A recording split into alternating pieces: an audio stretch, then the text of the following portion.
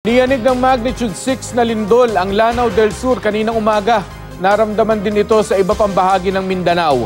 Dahil sa sunod-sunod na lindol sa iba't ibang bahagi ng bansa nitong mga nakaraang araw.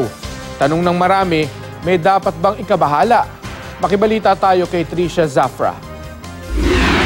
Nagkabitak-bitak na kalsada, nasirang mga kisame at gumuhong parte ng mga bahay. Yan ang iniwan ng magnitude 6 na lindol na tumama sa Lanao del Sur pasado alas 5 kaninang umaga. Naitala ang sentro ng lindol malapit sa bayan ng Wao. Ayon kay Vice Governor Mamintal Adjong Jr., 30 bahay ang napinsala sa 4 na barangay sa bayan. Wala namang naiulat na nasaktan o nasugatan sa lindol. Agad na nag-deploy ng mga tauhan ang Provincial Disaster Risk Reduction and Management Office para matulungan ang mga apektadong residente. Bukod sa Lanao del Sur, naramdaman din ang lindol sa Davao City, Cagayan de Oro City, Cotabato City at Hingoog City sa Misamis Oriental kung saan ilang bahay at infrastruktura ang napinsala.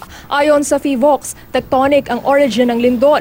May mga naitalaring aftershock at babala ng PHIVOX, posible pa rin ang mga pagyanig sa mga susunod na oras. Bago ang pagyanig sa Lanao del Sur, may mga sunod-sunod din na lindol sa Davao kahapon. Kagaya na lang ng magnitude 5 na lindol sa bayan ng Governor Generoso sa Davao Oriental. Pero ang ilan sa mga ito, hindi naman naramdaman. Nitong Lunes naman, nagkaroon ng magnitude 5.4 na lindol sa hilagang silangan ng Palapag, Northern Samar. Bago nito ay nagkaroon pa ng magnitude 3.7 na lindol sa Sinait, Ilocos Sur.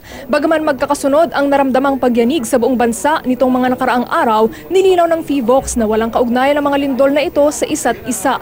Magkakalayo naman daw kasi ang mga fault na kumilos na nagdulot ng mga naturang lindol. Natural lang yan na pwede namang magkaroon nga ng earthquake sa Mindanao at Luzon na major kung statistically nung unang panahon nangyayari yan. Opo. Hindi rin daw ibig sabihin na dahil sa sunod-sunod na lindol ay susunod ng yayanigin ang Metro Manila. Hindi po konektado sa West Valley Fault, so hindi po totoo yung mga haka-haka na kaya meron ng maraming lindol sa Batangas ay susunod na ang pagkilos ng West Valley Fault. Pero payo ng PHIVOX, huwag magpakakampante at siguruhin pa rin na maging handa kung sakaling tatama ang malakas na lindol.